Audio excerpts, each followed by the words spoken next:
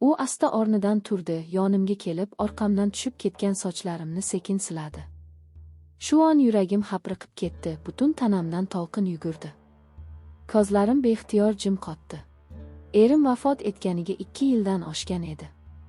U dunyodan o'tganida men ham go'yo o'sha zahoti umrimni yo'qotgandek bo'ldim. 28 yoshimda beva qoldim. Qaynotam, qaynona va qayni ukam bilan bir uyda yashardim.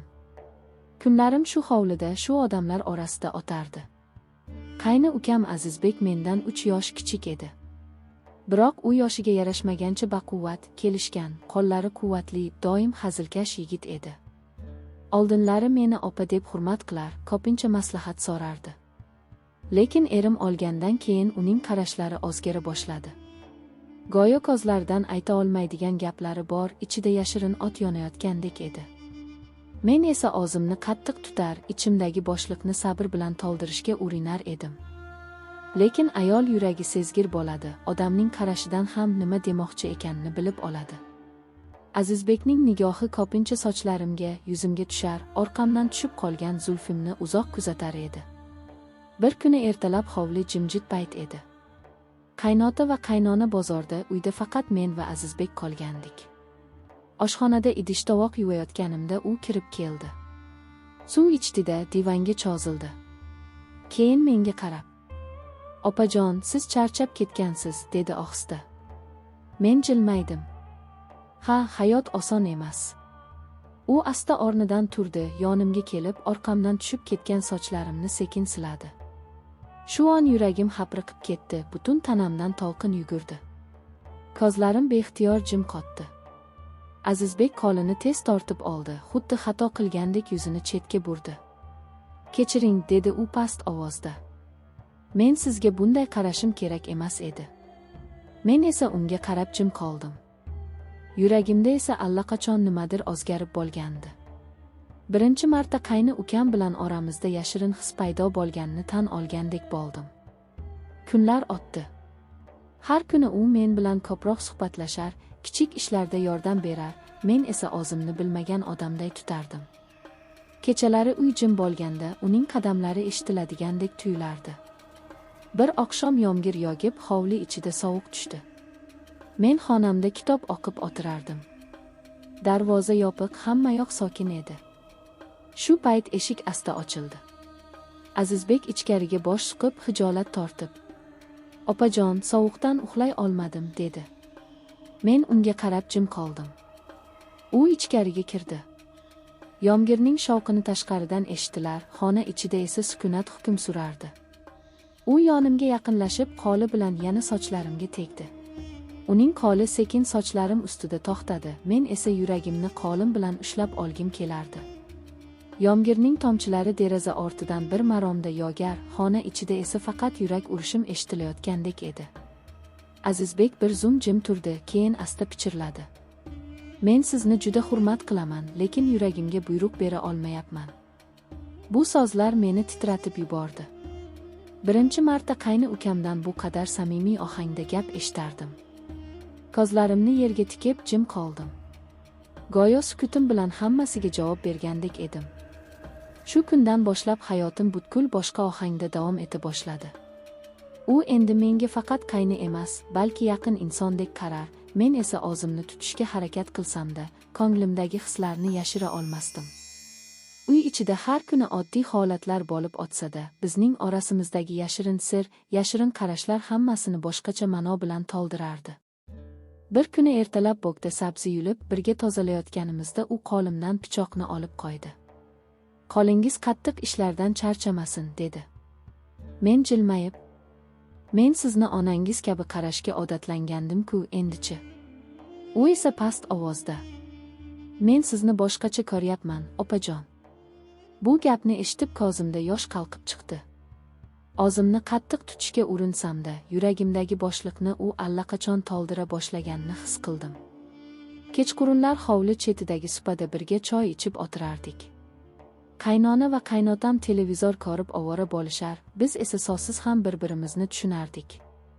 Har safar choy quyayotganda qo'llarimiz tegib ketar, men titrardim, u esa nigohini chetga olar, ammo ko'zlari menga qayta tushishini bilardim. Bir kuni esa boshqacha voqea yuz berdi. Qishning sovuq kechalaridan biri edi. Elektr o'chib qoldi. Uydagilar deraza oldida chiroq yoqish bilan ovora bo'lishdi. Men esa xonamda o'tirardim. Shu payt Azizbek sham yoqib kirdi. Shamning xira nuri uning yuzini yanada jiddiy ko'rsatib qo'yar, ko'zlari esa yanada chuqur jilva berardi. U shamni stolga qo'yib, sekin yonimga o'tirdi. "Qo'rqmadingizmi?" dedi u. "Yo'q, faqat uy sokin bo'lganda yuragim tezroq uradi", dedim jilmayib.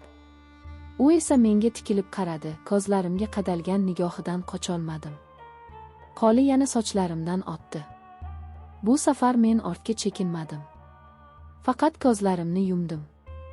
Shu paytdan boshlab bizning taqdirimiz bir-biriga chirmashib ketdi. U meni asrabavaylar, ortiqcha so'z qilmas, ammo hislarini har bir harakatida bildirardi. Men esa ko'nglimda qo'rquv, hijolat, lekin shu bilan birga iliq bir tuyg'u bilan yashardim. Har kuni uning qadamlarini kutardim. Odamlar ko'zdan yashirish oson emas edi. Lekin biz hech kim sezmaydigan darajada ehtiyotkor edik. Qaynona ba'zan "Siz ikkovingiz hamisha birga bo'lib qolasizlar", deb kulib qo'yardi. Bu gap menga ham, unga ham galati tuyulardi.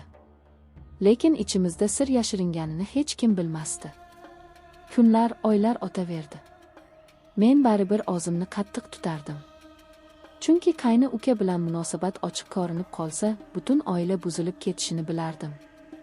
U ham meni tushunar, lekin sevgisini yashira olmasdi. Har safar yonimdan o'tganida sekin pichirlardi. "Bir kun sizsiz yashay olmay qolsam, nima bo'ladi?"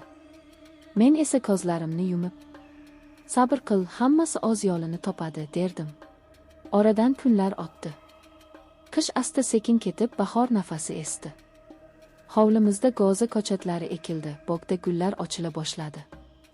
Men har kuni hovliga chiqib gullarga suv quyardim. Azizbek esa daladan charchab kelsa ham yonimda turib menga qarashardi. Unga qaramaslikka harakat qilardim, lekin nigohim baribir sirtdan ko'z tashlardi. Uning quvvati, yelkalarining kengligi, ko'zlaridagi iltijoli nurlar meni beixtiyor o'ziga tortardi. Bir kuni hovlida gullarga suv quyayotgandim, u orqamdan sekin keldi. Men sezmadim. Qo'limdagi chelakni ko'tarib gullar orasida yurar edim. Shu payt u orqamdan kelib, qo'limdan chelakni oldi. "Sizga ogir, men qilaman", dedi. Men qarshilik qilmadim. U chelakni qo'yib, qo'llarimni ushlab qoldi. Yuragim hapriqib ketdi. U esa menga qarab, "Sizsiz men yashay olmayapman", dedi. Men qaltiradim, lekin qo'llarimni tortib olmading. O'sha zahoti eshik taraqlab ochilib, qaynona kirib keldi. Biz tezda o'zimizni boshqa ish bilan ovora qilib ko'rsatdik. Ammo yuragim hali ham joyiga tushmagandi. Kechqurun uy jim bo'lganda xonamda o'tirardim. Deraza ortidan shamol barglarini shitirlatib, qulogimga galati tovushlar eshitilardi. Shu payt eshik qoqildi. "Men kim ekan?" deb so'radim. "Azizbek edi. Bir daqiqa chiqib gaplashsak bo'ladimi?" dedi u. Men ikkilanib turdim, lekin baribir tashqariga chiqdim. Hovli jimjit, osmonda yulduzlar charaqlardi. U supa yoniga meni boshlab bordi. Nigohlari titrar, so'zlari qaltirardi. "Men sizni sevib qoldim. Qanday aytishni bilmadim. Opa deb yursam ham, yuragim boshqa narsani istayapti", dedi u. Men titrab ketdim. Bu gapni kutgan edim, lekin o'zimga tan olishdan qo'rqardim. "Azizbek, bu gaplaringni hech kim eshitmasin. Oila, or-nomus, qarindoshlik bor", dedim. U esa qo'llarimni mahkam ushlab, "Men buni yashira olmayman. Yuragimni yondirayotgan tuyg'u o'zimni qiynayapti. Men sizsiz yashay olmayman", dedi. Ko'zlaridan yosh qalqib chiqdi. Men esa ko'zimni yumib sukut qildim. Sukutim hammasini anglatardi. Shu kundan keyin bizning ichki dunyomiz butkul o'zgardi. Har kuni ko'zimizda sirli bir aloqa, qalbimizda yashirin bir ehtiros bor edi. Lekin biz uni hech kimga bildirmaslik uchun o'zimizni tiyib yashardik. Bir oqshom yomg'ir yog'di. Uy ichida sovuq tushdi. Hamma xonalarida edi. Men ko'rpaga o'ralib kitob o'qib yotganimda eshik asta ochildi.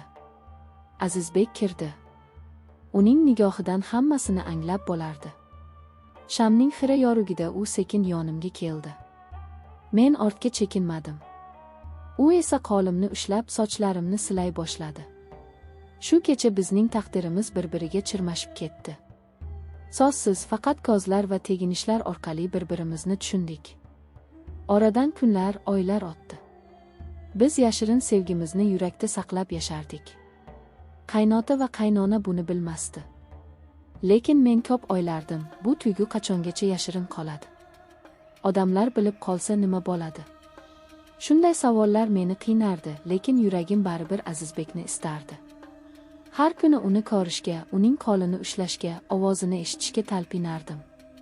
U ham meni kutardi. Bir kuni u dedi: "Bir kun kelib men sizni ochiq sevishni xohlayman. Hech kimdan yashirmay yoningizda bo'lishni istayman." Men esa unga qarab ko'zlarimdan yosh chiqib, "Taqdirimiz nima yozsa, shuni ko'ramiz", dedim.